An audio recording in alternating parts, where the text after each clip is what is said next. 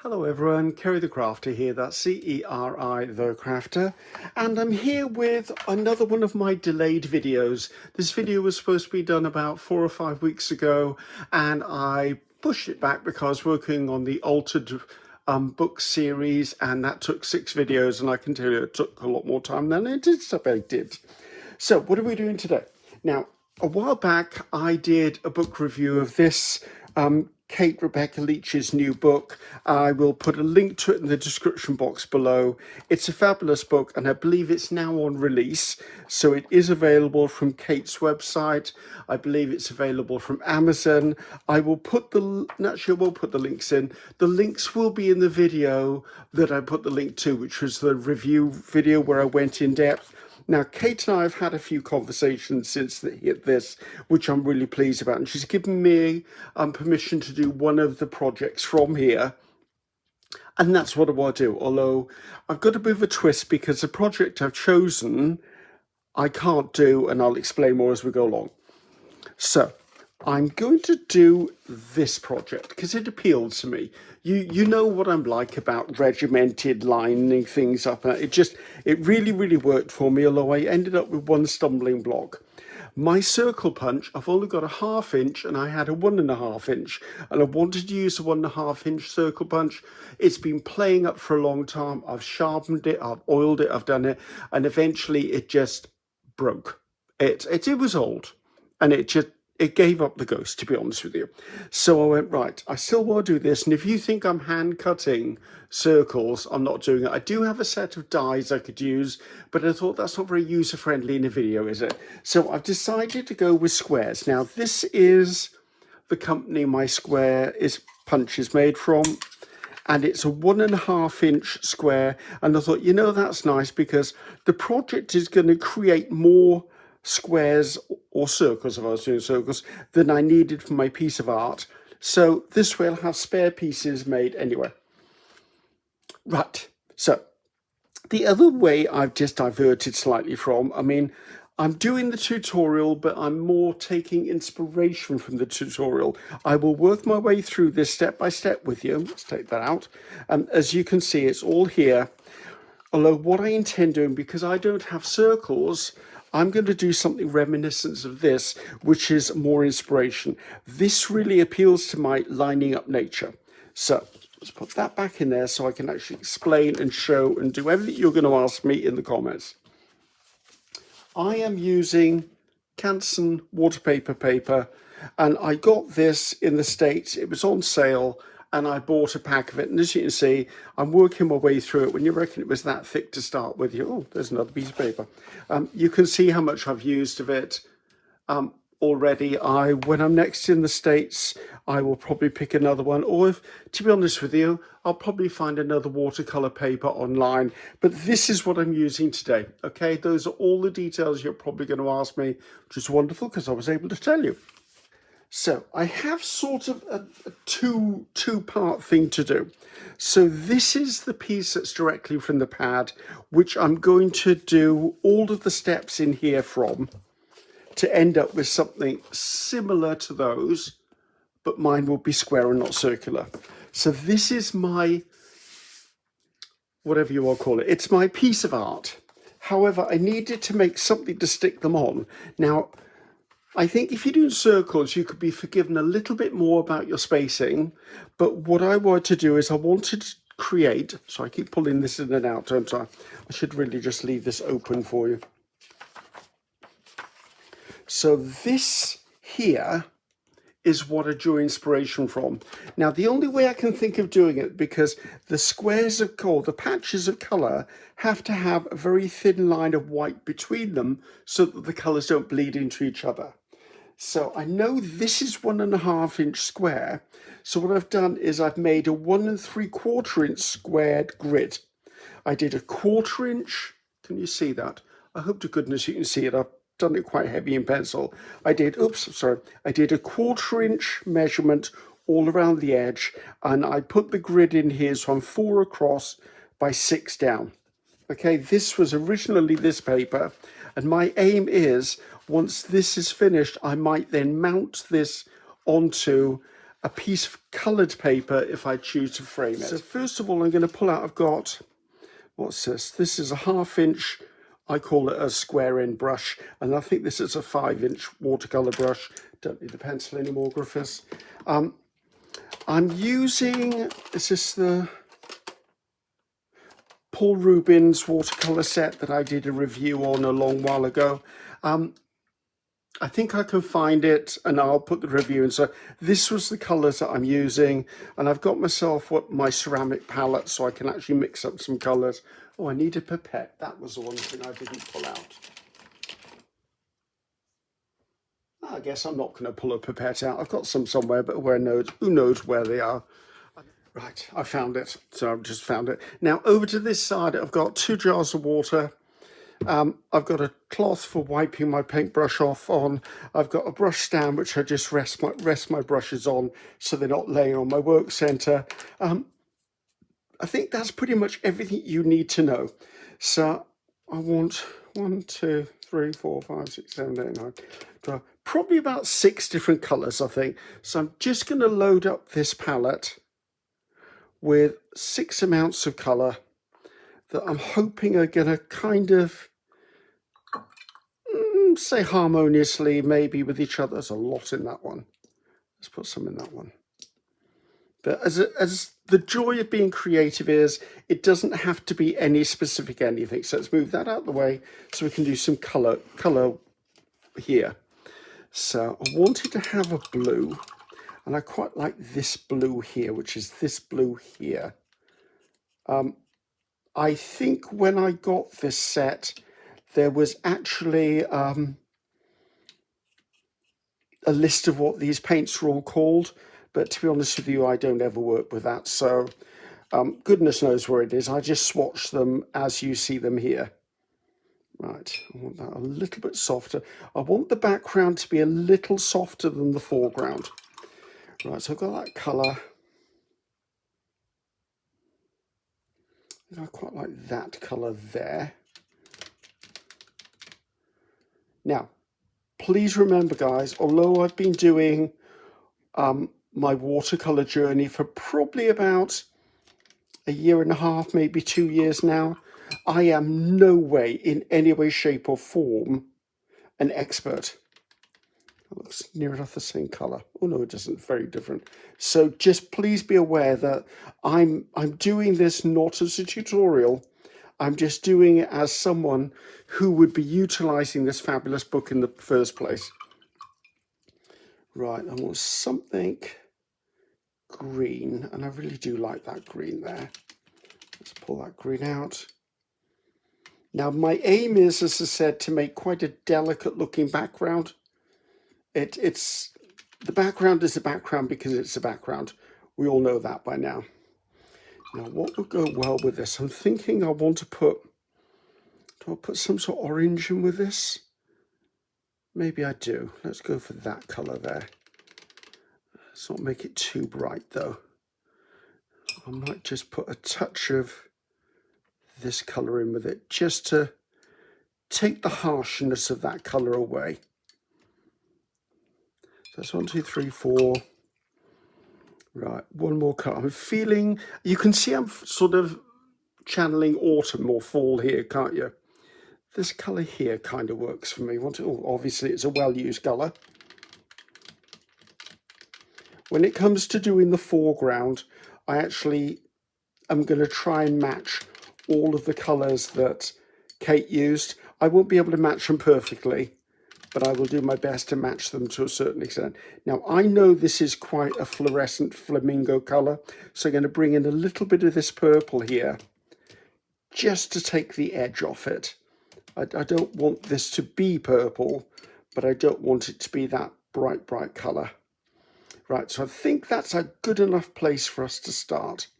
Right, clean my brush off in there. Put that on there so it's okay. Let's take this out of the way before I drop it or knock it over. Now, this is the bit that might be a little bit tricky to film because I've got a flat edge and I want to be able to get the flat edge as close to that drawn line as possible. So I'm going to be spinning this round, guys. So if motion sickness is not your friend, then please be aware that I will do my best to make it as subtle as I can. Right, I'm going to wet my brush first of all and just take the excess so that the brush is actually going to not absorb all of the paint. And I think we're going to start with the green. So I'm not wetting the paper first. I'm literally just putting the colour on. I want it to build up and blend with itself, and I might come back in and put other layers of watercolour over the top just to make it puddle and become more interesting than just a patch of colour. Right, I want to spend a little bit of time getting as close to that line as I can without going across it or painting over it, because if I paint over the pencil line, I'm not going to be able to erase it. I'm going to put a few dots of that in there just to give it a bit of love.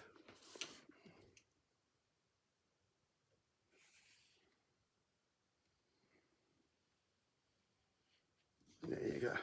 Right, so if I've got green in one place, I'm going to put green here, I think. Now, I have no idea how long this video is going to be. I'm not doing more than one video for this, so it might be a slightly longer video. When I get to the editing stage, if it looks like it's way too long, I will edit out certain pieces that maybe are like mundane areas, like I'm doing this, but maybe I might only show you one or two of the color squares being done, and that will be it. Right, I'm going to leave that green as it is, clean my brush off, and come in with another color. Right, I quite like the thought of that color there. So again, I'm getting a wet brush. I like to outline my piece first. I don't know whether that's how you're supposed to do it. I've never done a watercolor class in my life, but to me it makes sense. If I put an outline, then it causes a controlled barrier for me.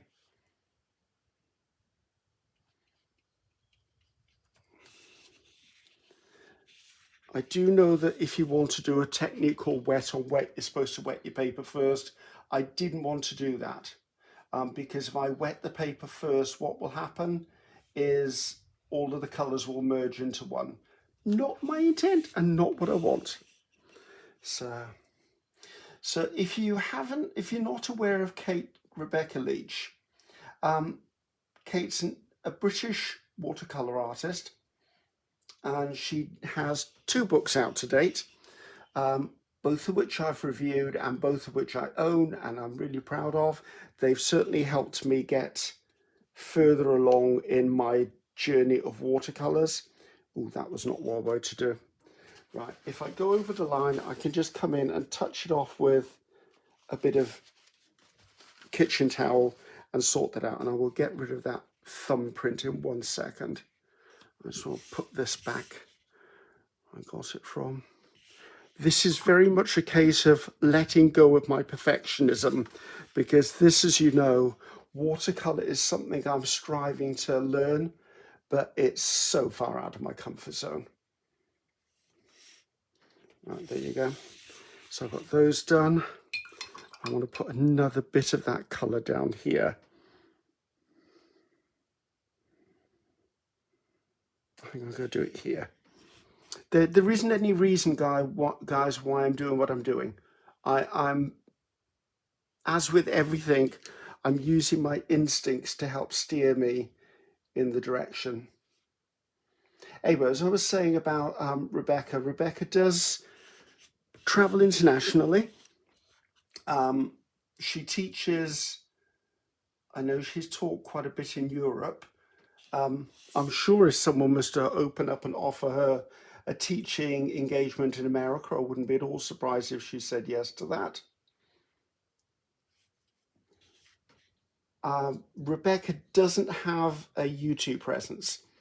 It is something we've spoken about, and I do think that eventually that may be something that Kate does, but I think like with anything like that, it's a case of have you got the time to learn a brand new technology and everything that goes with it? And that was my biggest problem when I started out. It's like, how am I going to fit this in? How am I going to learn this? So I think I'm going to put yellow. Should I put yellow in there? Yeah. So right, I'm going to leave this here, and I will be back with you guys after I've completed this and it's dry, and then I can share it with you. So here we are. I mean, it's obviously still wet, but I put the colours on there now. In Rebecca's book, the background does have some pen work in, so I'll come back in with that later. So I'm going to put this to one side to let it dry, and obviously it will get a bit paler as it dries. Not sure how much paler that will get, but it will get a bit paler as it dries. So I need to put it onto a flat surface. And I just want to see what the colours are that Kate used. Hooker's green, olive green, permanent magenta, and Windsor violet. Right. So she used 4 colours. Okay, interesting. Right, I'm probably going to have reasonable amounts of these. So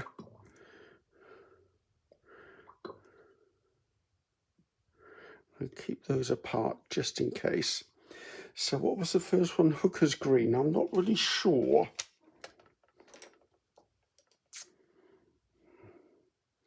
If I call that my olive green, that's definitely not Hooker's green. It's quite bright. So if I do the one next to it, which is that one, and I might add a touch of blue to it. Oh, actually, no, that does look a bit Hooker's green to me. Or I sometimes call it English racing car green. I don't know whether that's, I mean, I've never owned Hooker's green, so I seem to think that's roughly the colour it is. Okay, I'm putting that quite intensely in there because I'll be using a wet brush to pick it up with. Right, clean that brush off. Right, olive green, I'm going to go with this colour here, which in my mind isn't olive green. But what I'm going to do is I'm going to put some yellow into it, just to give it a bit of a kick in the rubber parts, just to lift it slightly. Because olive green to me is very slightly yellowish. So if I come in, let's just use that lemon type yellow, that should lift it slightly. And for those of you going, Ceri, you're dipping into your paints and making them dirty. Yeah, I'm glad you noticed that, because that's what I do. I think I want a bit more acid in there, so if I remember right, that was quite acidy, wasn't it? Right, I think I'm at the point where I like that. Now I've got to remember when I do this that I'm supposed to leave white spaces, which I'm terrible at leaving white spaces. So what's the next one? Permanent magenta. I would say that's a magenta. Whether it's permanent magenta, I'm not sure. But it is definitely a magenta. Be careful because my water's green and magenta's got a red hue to it, so we could end up with brown. Let's not end up with brown, shall we? Right, and then purple. The only purple I've got on here is this one next to the magenta. They're all quite nicely grouped, aren't they? Sorry about the knocking, but as I'm holding a palette, I can't hold it and stop it from... Oh, I can. I just lied to you once again. Right, now, I may feel the need to dip other colours into this, so I'm going to do the best I can, but I'm not 100% certain. So I believe that the first thing was, where are we up to, Kate? Right, paint your background. Right, that's what we're going to do. Mix up paint washes, various strengths. Well, what I'll do is I'll start with the most intense and water them down a bit. Right, okay, got that. So here's my piece now. Kate didn't actually say to wet the paper, so I'm not going to. What I'm going to do is I'm just going to come in and try and be as brave as I can about fast and furious get some colour on this page. I am going to wash my brush off in between, and I'm going to be a little bit careful that when I put the pink on here, I'm going to try and be a little bit respectful of the fact that the colours can bleed together, and that's what we want them to do. However, we don't want certain colours becoming mud.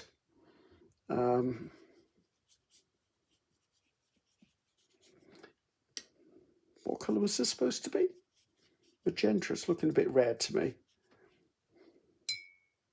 You never know. Maybe that's the way my magenta looks. I find it quite hard, even though I swatch stuff, sometimes it just doesn't look right. Let's put a bit into there.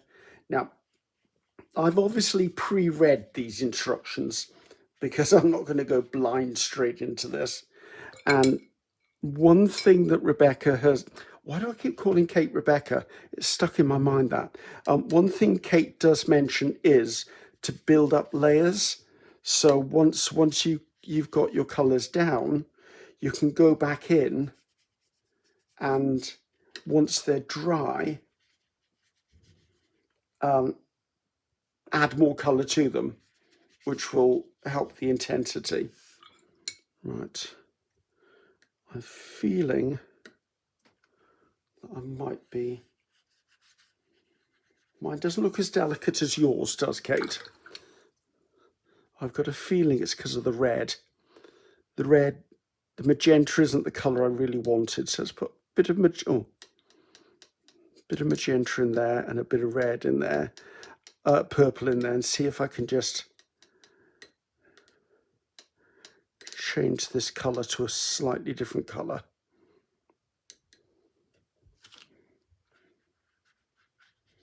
No, that's not the colour I want at all. Right, I'm going to take that out because that's going to annoy me if I see it.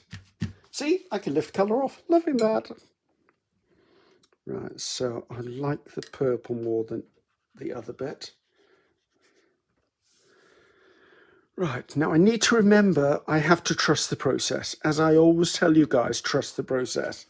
Because only by trusting the process do you allow the nature of watercolours to do what watercolours need to do, which is bleed into each other. They will fade slightly. Actually, I really like this green here. Let's add some of that there. Kate, mine doesn't look like yours, but it's not supposed to look like yours. It's inspired by yours. If I'm going to have some red, I need some more red there.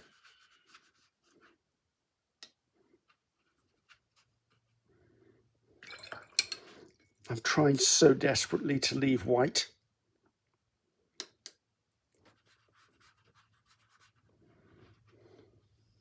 Right, see, I love what's happening up here. And this here, as it's running, I don't mind if it runs. In fact, that might be very interesting if it runs. Right. Now, what was this colour here? This was this colour. Can you see? You can. I want to add some more colour to that, just to give it a bit more something or other. And the same here.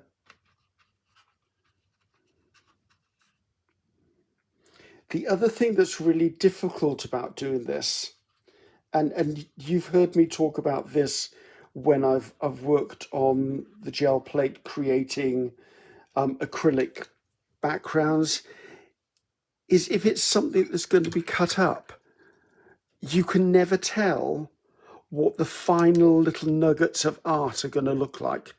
And that's one thing I really love. I mean, it's like if, you know, when we do a masterboard with paper crafts and it looks like one unholy mess, but then the moment you turn it over and cut it, all of a sudden you get all of these different little tiny bits of art, which are so exciting to see. Right, I have to be careful because I'm beginning to get carried away with this. In a good way, I think.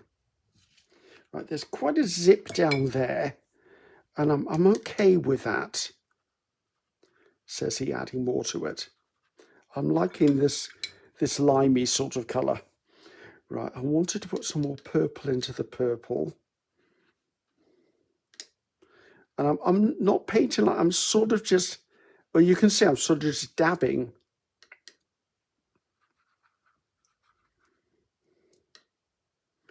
Put a bit in there, I think.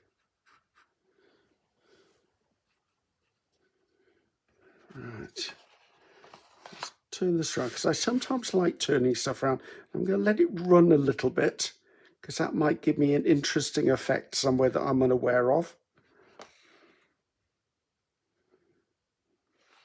Mine is definitely a lot more vibrant at this point in time than Kate's is.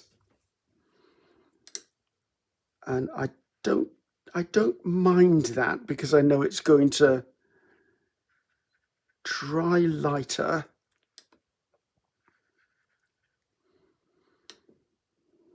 I've got a feeling I'm probably going to be using more black pens than white pens when I come to do the marking on these, or I'll call it doodling for the sake of calling it something.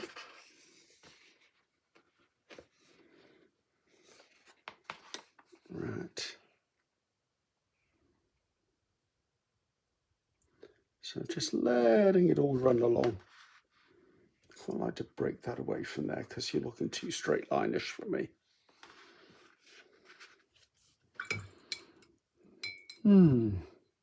Now the question is, do I want to add anything else to this? I've got, let's call it festival colours here, should we?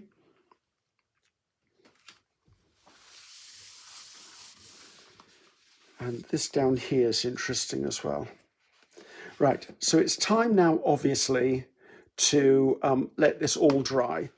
And I'm back. Right, my foundation, or let's call this my canvas maybe, the one the squares are going to go on, is actually dry. Now, there are no instructions for making the background of this particular piece, so I'm sort of winging it, as you can see. So just taking a close look, noticing here that every mark that Kate has made is in white on here. So I need to remember that. So everything is white. Now, I am like most of you, I have a love-hate relationship with white markers. I have pulled out every single white marker I've got, and we're going to see what happens. Now, I happen to know that the small white one just doesn't work. It's run out, but I do use it for making splatters. And one day, even that's going to stop working, I'm sure. So I'll do it on another pen, maybe.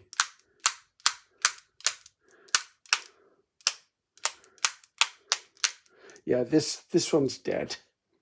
I mean, it's done its duty. I can't say it ran out quickly, but I do use white quite often. So that's the white done. This is going in the trash. Someone did say you can refill them. I've worked out how to refill the bigger ones, but unsuccessfully. But I have tried refilling the smaller ones, and that didn't work for me at all. I just realised I've done that, and I now need to dry it, don't I? Okay, that only took a few seconds, just so I don't smear it with my hand. So, let's see, what thickness is this? Let's go with this one for a start. So, as I said, I'm saying so a lot. I apologise for that. Everything is lines in white, so I'm going to try and just hope that this is a Posca 0.7 mil. Let's just see whether this will do something for me. I will lift up every bit after I've done it, just so you can see it, because I am aware that I'll try and zoom in a bit, guys, but there's only so much I can do. And I don't know which bits are going to be seen and which bits aren't going to be seen, to be honest with you. So I've just come in and I've done that much on there. Let's just do some diagonal lines on here.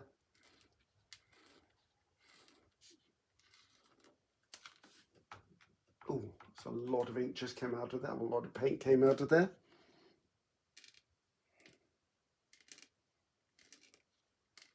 And I know some of you have actually sent me links to things like a permanent white ink that you can use in a fountain pen, a dip ink as well that you can use.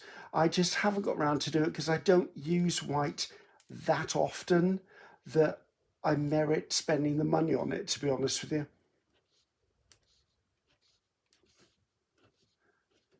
As I said, I don't know what's going to be seen and what's not. So that's a little bit I've just done there. What has Kate done? Right, Kate's done lines and things.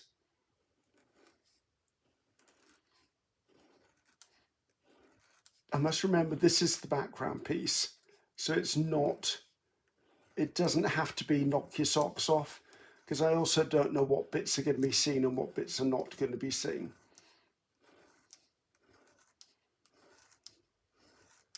So just lines on there. I think on here I'm going to do little random circles.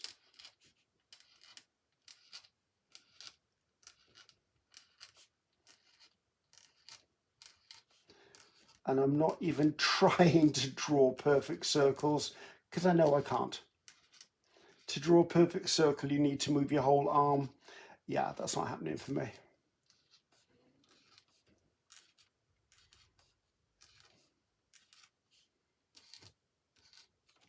Right, that's those. I don't need to do too much. I think what I might do is I'll do a certain amount of it, but then I'm going to have to work out, once the bits are on here, what is left to be seen.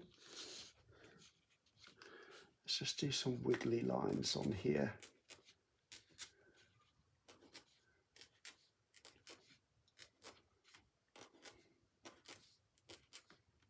Am I in shot? Oh, barely.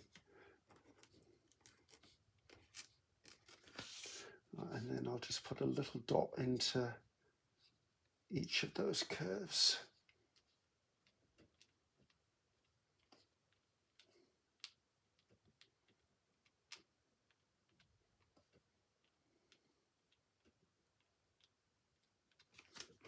So there's that. Now, something I did notice on the original was that Kate has these round dots on some of them, and I thought that might be a good thing. So I pulled in English green. So I'm going to do that on a couple of them, just circles basically, not circles, dots. And I'm just going to do them by touching the nib of the Posca pen down, because that's likely to give me a uniform size of dot.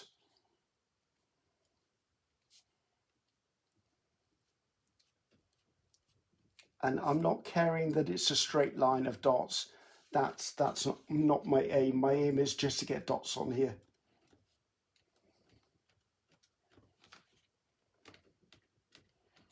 Have to watch I don't press the nib down, because if I press the nib down, of course, I flood the nib with acrylic paint. Okay, I like that around there, that's fine. It looks more black than green, but you know what? You and I know it's green.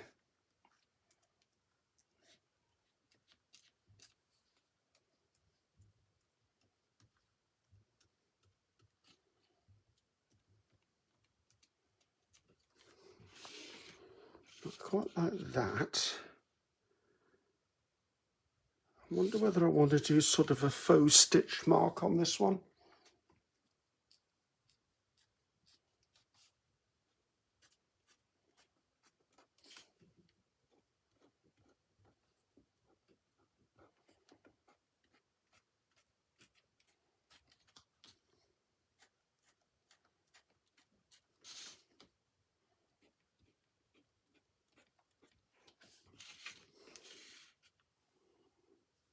And let's be predictable with green on the green.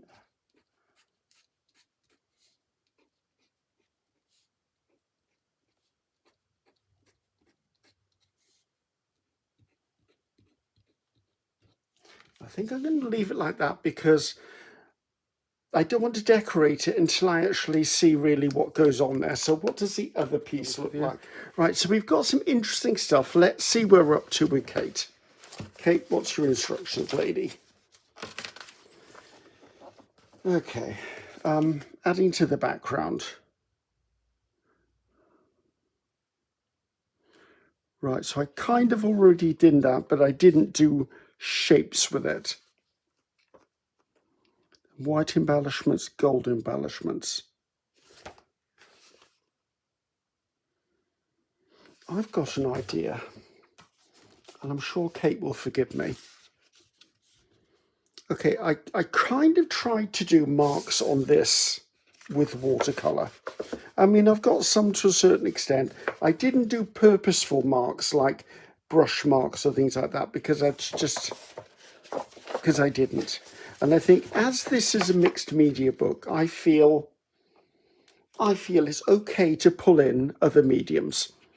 I mean, I think what I'm thinking is I think I'd quite like to stamp some acrylic shapes onto here and then come in with the markers, and my acrylic shapes would sort of replicate what this is here, if that makes sense. So I think that would be acceptable. And I'm back. Okay, so this is all nice and dry. I'll put it onto a bit of a magazine page because I thought that will actually protect my work surface. I've got a small gel plate out, a 3x5, and I pulled out some of my own foam stamps.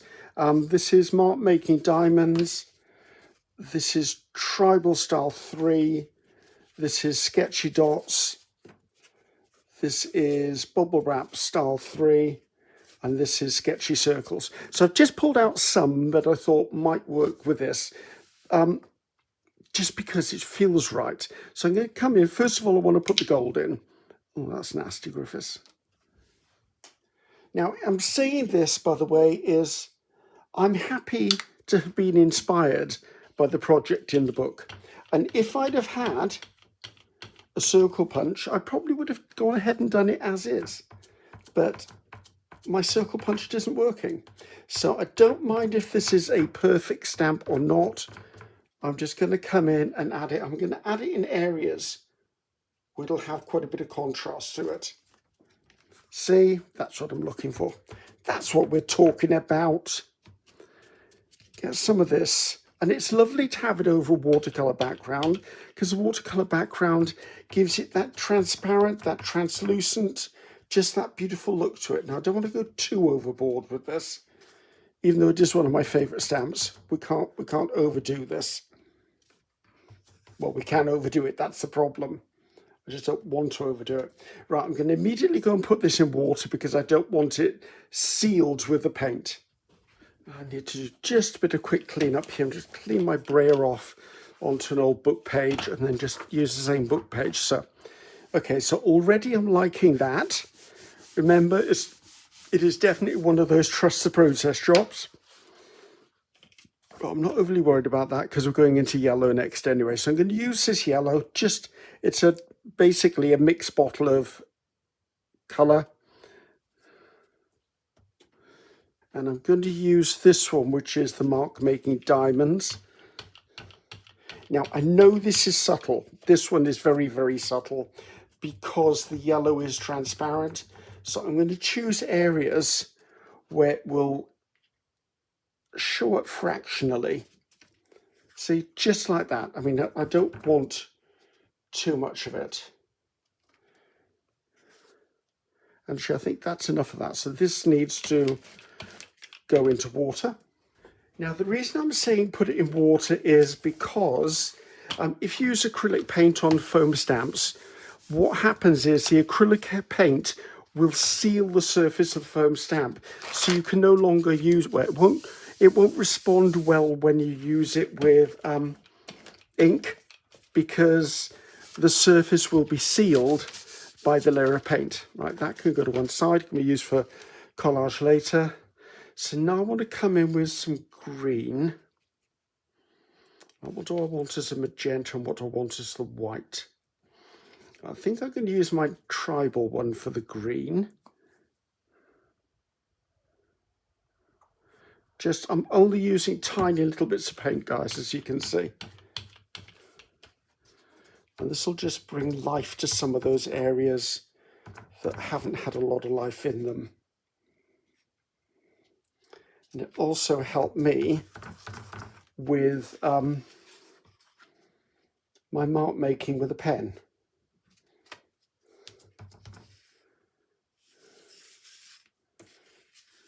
Maybe by there. That's off to the bowl. So I'm getting there now. Magenta.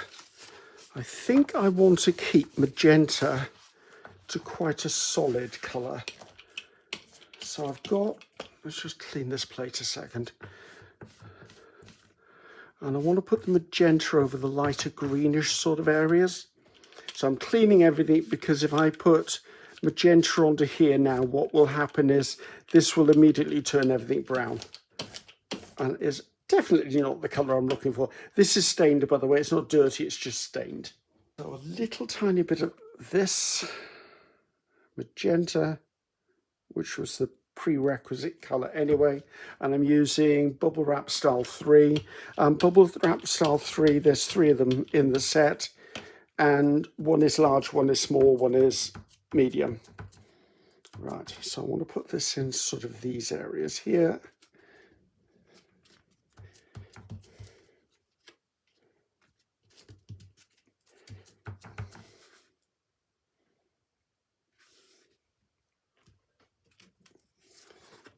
Okay, that's looking better. Right, so let's go to the white now. Now I've chosen sketchy circles because that almost looks like pen marks, and I was trying to replicate the pen marks, which is becoming the bane of my bottom, really, this one.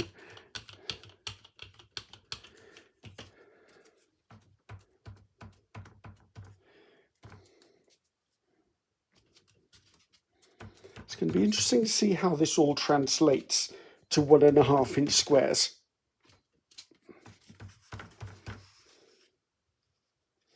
But I am loving the fact that I'm combining acrylic and watercolour. That brings me joy. Right, into the bath it goes. So Kate, if you're watching, please forgive me. This is a bit of a divergence to from what you're doing. But you did call it a mixed media book, so I feel I'm allowed to do it. So I'm going to pause you for a second. I need to clean up because we don't need paint around me. And I need to get this fully dry before my pens will work on it, because I don't want to make a mess with my pens. So all cleaned up, all dried up. So this is where we're at now. Okay, so I am now not assuming, because it's bad to assume, I've done that section. This is pretty much what I've done here. So now what do we do? Right, so I come in with white pens and do bits on here. Now it doesn't really work for me. So what was the one I had? I did have a white pen from Artex. It's an acrylic marker, and this one kind of works. So I'm going to try and use this one. And then what else? Gold embellishments. I've already got gold embellishments, but if I feel I need more, I do have a gold marker. Right, so the next bit is punching. So now I just need to enhance this. I need to find a black marker. Oh wait, I've got one already pulled out. So I want to use a black marker to pull out detail. And I've got the white marker as well, should I need it. So right, is there anything I want to do with the white marker?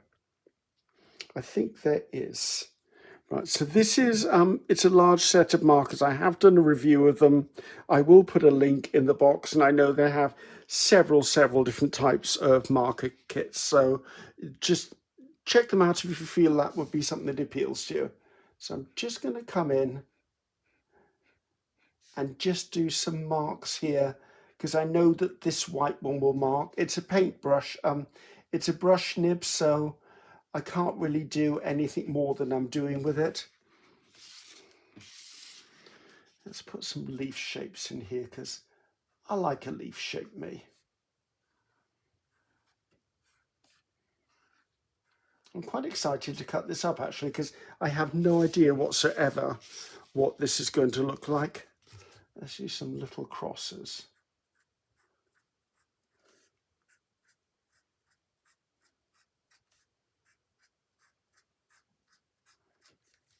And there's another bit around here. I quite like the line bit, to be honest with you.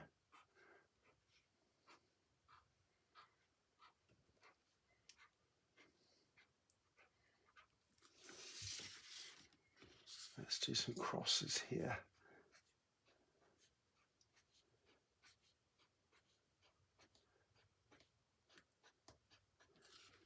Now, I think that might be enough of the white. Right, let's put this by. So let's come in with the black. Now the black, what I want to do with the black is I want to sort of isolate areas and make them into something, like by here. If I isolate that area and put lines across it, that may become a feature on one of the parts. And I think once you start looking into it, you find areas like that, like here's one here. So just so that, I think this may be why Kate said to leave white spaces. I'll put dots in this one.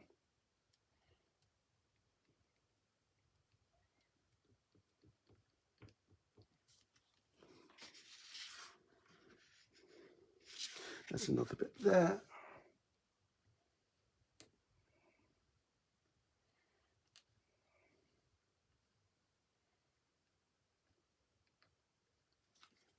Another bit there.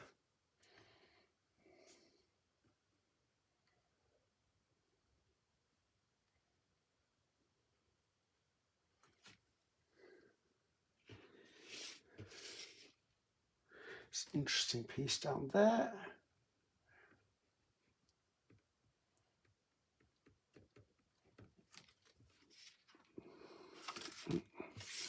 Very interesting piece here.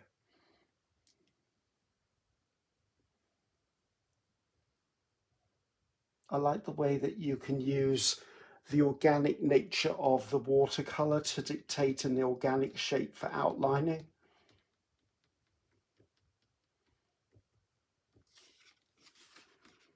Right. Haven't got a lot of those shapes, but I'm okay with that, I think. And come in around here.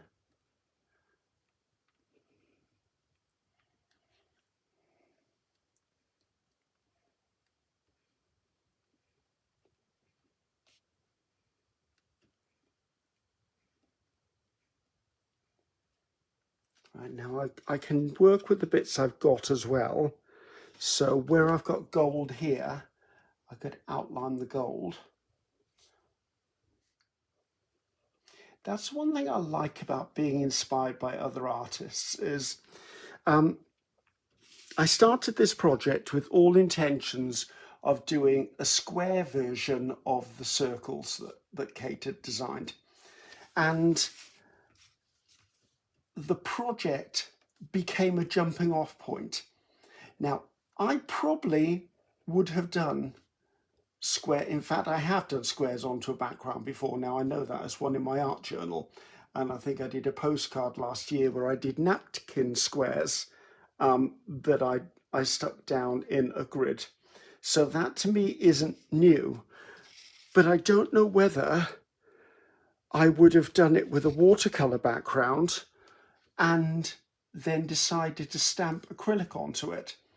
So the initial project ended up as a jumping off point, which is perfect because I know for certain as a teacher, when you put something out there like a book or a tutorial, you don't expect your students to be able to duplicate it perfectly. When I used to teach cake decorating and design, I would view my class as a bundle of techniques that were a resource that enabled my students to be able to create. And that, I think, is the same for anyone in any creative field. So using Kate's book as a jumping off point has been very exciting for me. I mean, you never know, I will maybe work my way through the book and instead of doing the projects, use the projects to inspire my own mixed media creativity. Right. I think I want to do something that some areas are a bit quiet for me. So I'm going to come in and I'm going to put some crosses in the middle of some of the white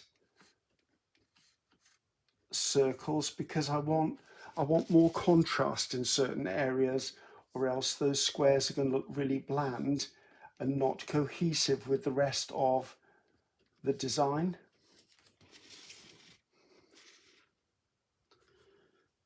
Like this over here needs, and then I think then we're at the point where I'm just going to have to cut this up with my punch.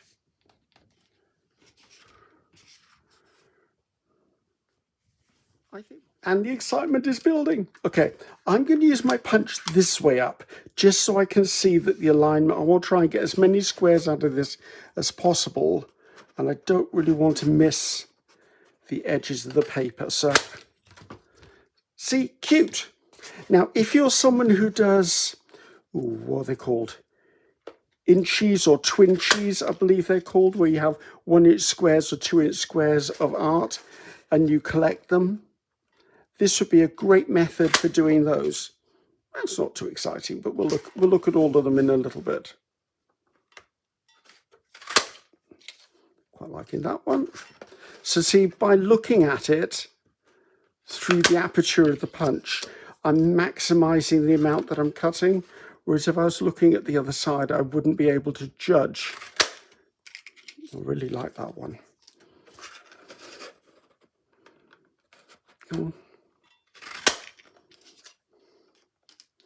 I'm just going to turn the corner. Now, once I've done one complete circuit of this, I will cut all of these pieces off and then repeat it again on the inside.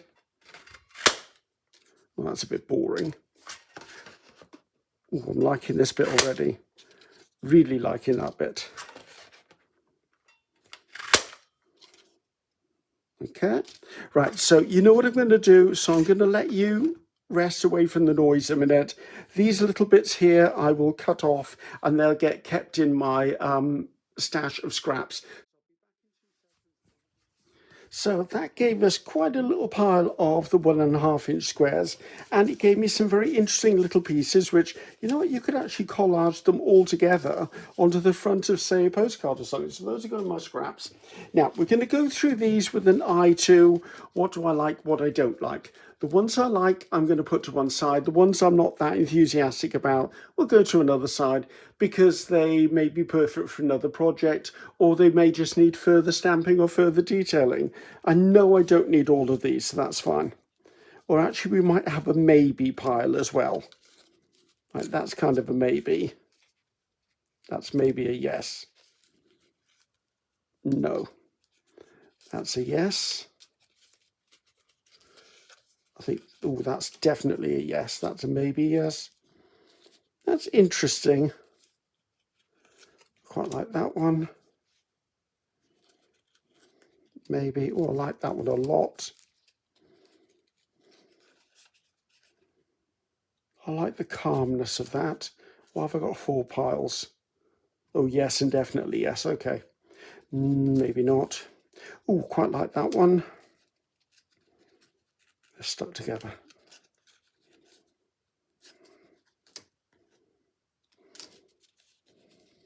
That's too big in that space.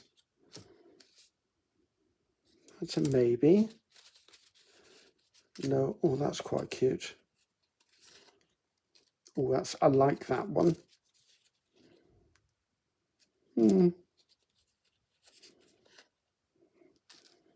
And I know so many of us are all looking at these with different eyes. I like that one. I'm going for the ones with this in. I can see that already in my own choices. Oh, mind you saying that I like that. Don't like that right there. Love that. Interesting. Oh, I love that one. It's got a lovely load of gold in it. I like this. That's interesting to me.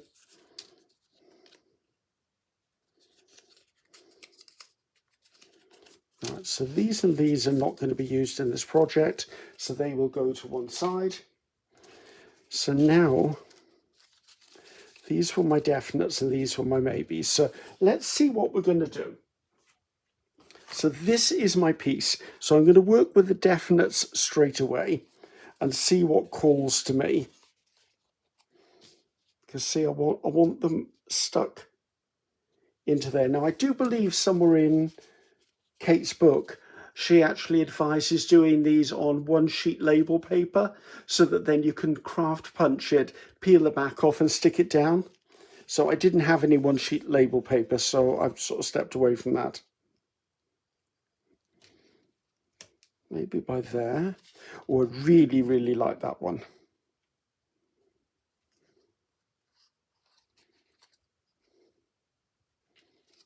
I quite like that one down there. Oh, this is my gold one.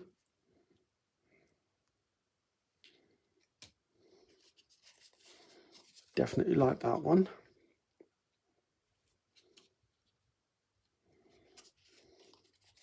Love that colour blend in there.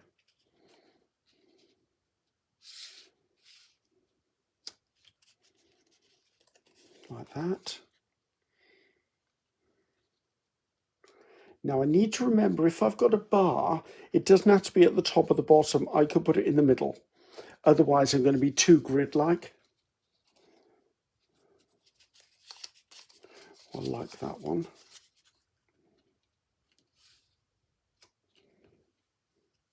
I feel this needs something there. What is that something, Griffiths? It's that one there. Oh, no, it's not, because that's got pink on it. What's that green one there? That may not be exactly the orientation, but I kind of wish I'd have made my background a bit paler, or actually, dare I say, made these more intense, which I don't feel I would have done. Is there anything in here that really screams to me? That kind of does. Why do I feel that fits onto there? Well, we're not putting that next to there for a start. There's a lot of pink on here, isn't there?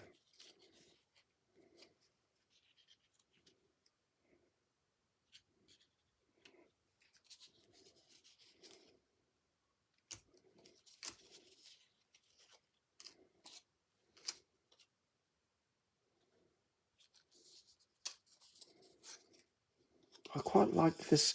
These two colours together are interesting. I mean, they're the same colours that are on there, and I'm obviously being drawn to them.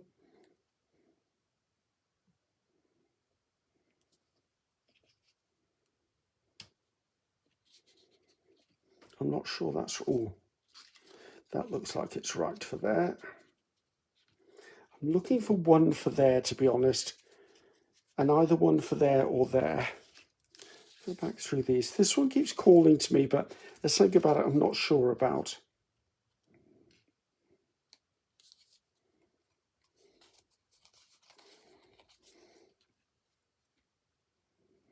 Right, let's do a bit of switcheroo because I don't want that next to that.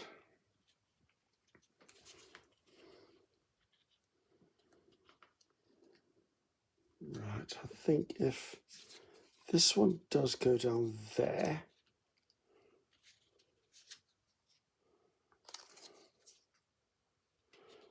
do that there. I feel this needs, well, that doesn't need to be next to that for a start. I feel there's a hole in the middle. Doesn't that sound familiar, guys? Well, for those who know me. So if I put, is that too close to that? If I put that by there, that down there. That doesn't feel like enough.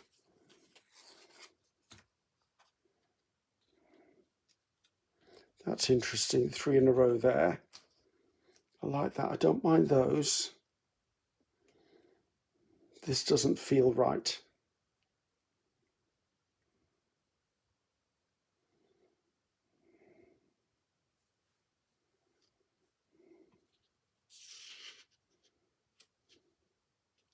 It's like a giant jigsaw without the picture.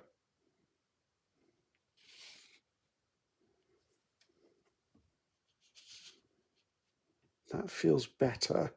This feels like too much of an expanse of something. Actually, I don't mind that pattern crossing there. This feels like it needs something, but actually that would go there. Right, let's stay with that. Let's put these by.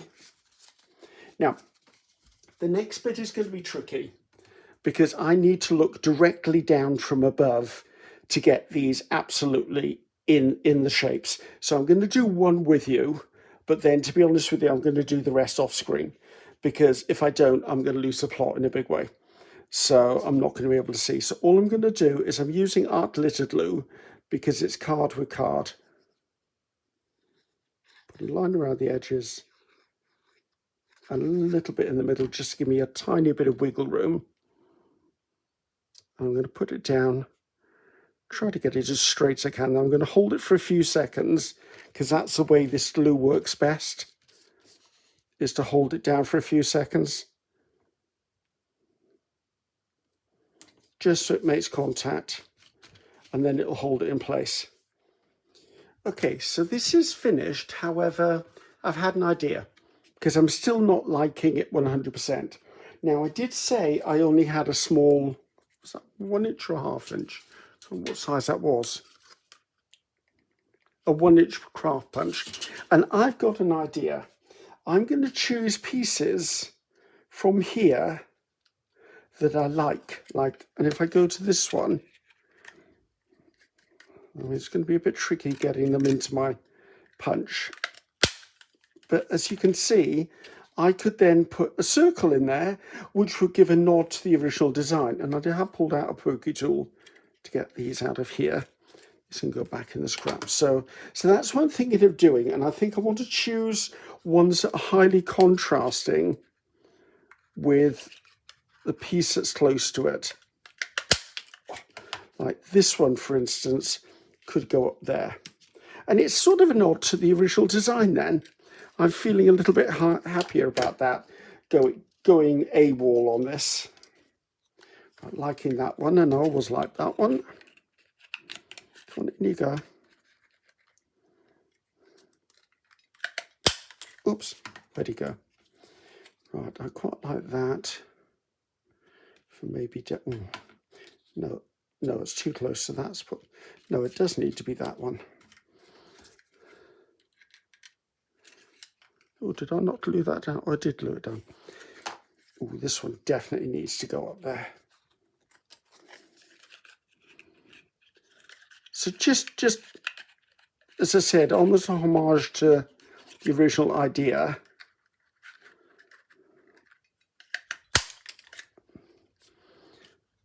It's a bit like, what's that game? Is it tic-tac-toe?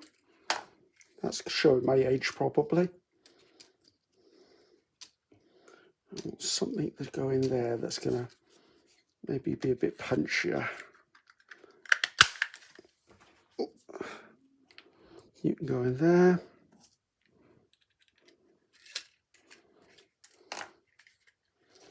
Right, I love green and pink together. Thank you. So you can go over there. And I'd like another, oh actually there it does, the yellowy green that I was looking for. Let's only need 2 more pieces. I've already got green stuck down here, so can you see this? I just realised I've not even checked whether you're in screen. I quite like the vibrancy of that. Oh, no, I can't because it's already that bit there.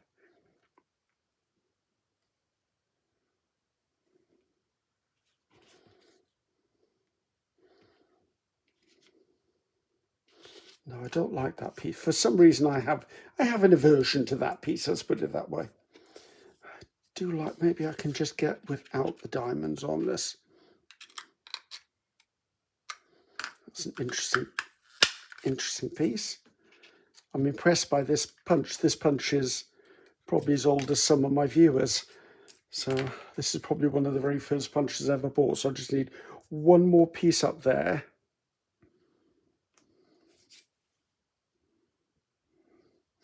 It's either going to be that one or that one. I think it has to be this one. Let's see if I can get the little cross in there.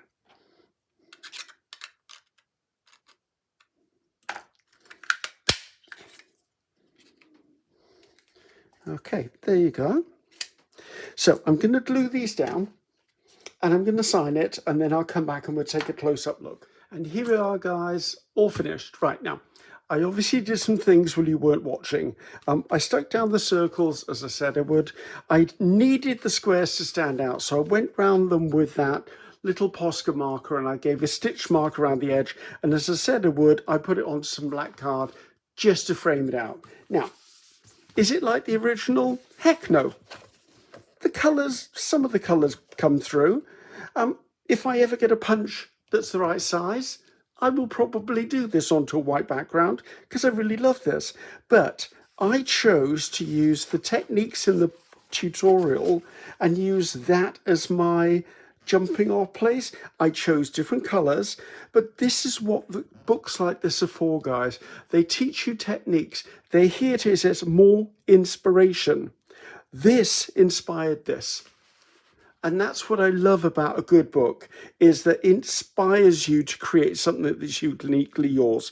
Now, if someone said, who inspired that?